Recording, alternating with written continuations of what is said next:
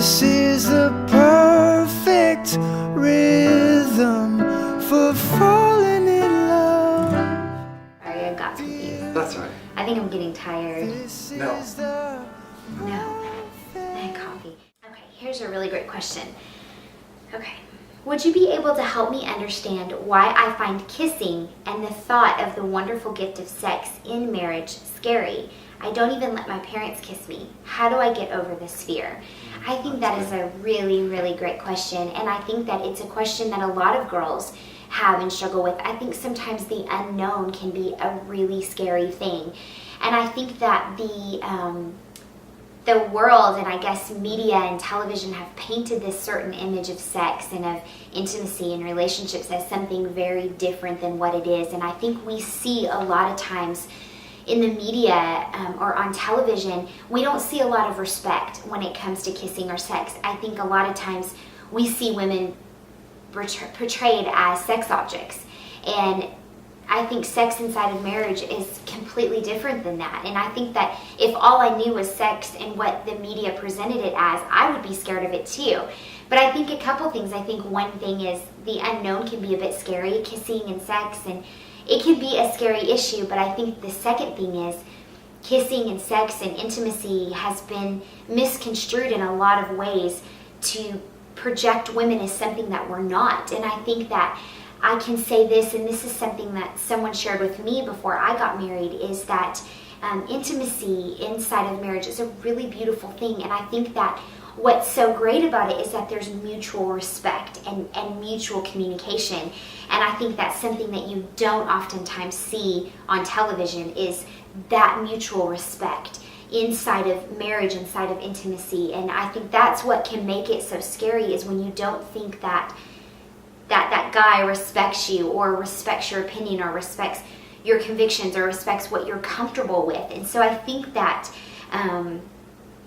that will be helpful for you when that time comes, and after marriage, or when you're about to get married and you meet this person and you love them and you have an attraction for that person. I don't think that it's near as scary anymore. And then I think secondly, you'll be comfortable enough to talk through the issues of sex and kissing and all of those things. And for Joel and I, we were both virgins when we got married, and so I think that can be scary. It really can be. I'm just being honest. It can be a scary thing, but I think the really amazing thing was that Joel's my best friend, and so if there's anyone I can talk about sex with, it's Joel. He's my best friend, and so I think we waited until like a week before our wedding day to talk about sex. And we had this conversation, and it really broke the ice, and we talked about what we were comfortable with, and we talked about our fears, and it was really freeing for us to finally talk about sex. And I think that is a great thing when you meet that person and they're your best friend. You're gonna feel the freedom to talk about sex and what you're comfortable with and what you're not comfortable with.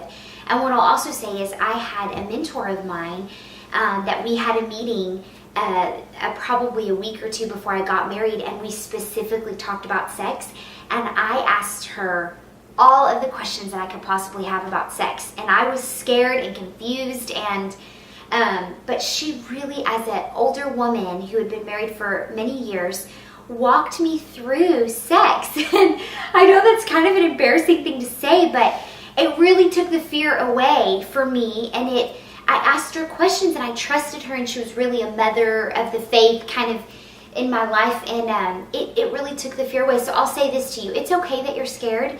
It's okay that it's awkward and weird and scary. That's totally fine, and even kissing can be scary. I think that's okay, but when that time is right, when you're about to get married, I would say find a mentor, a mother figure in your life, and you can ask her some of the questions that you have, and she will walk you through those things. And that was a real blessing for me. So I think it's okay that you're scared of those things, and you'll find the right person that you can talk through those scary issues with. And I felt much, much more comfortable after that meeting. So yeah, and my very first kiss ever in my whole entire life was to Casey on our wedding altar.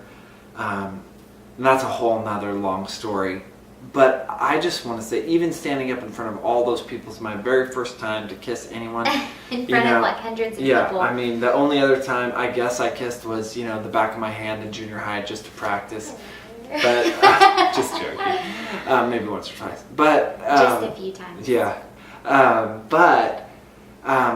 felt so comfortable with Casey because she's my very best friend. And you can't mess up. There's no pressure. It's safe there, right? Yeah, there's safe. no pressure. And if you're marrying your very, very best friend, like if you're marrying someone you're just so tight in your heart, then you can't mess up. And the awesome thing is you have a whole lifetime to get things right. Yeah. Like there's no pressure to perform. You're just like, hey, this is my best friend.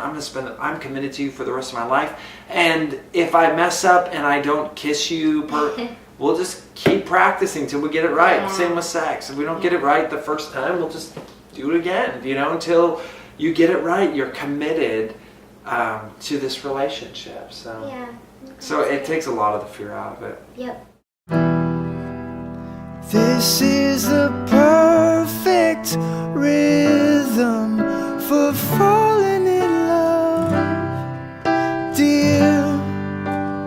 This is the perfect tempo for tambourine.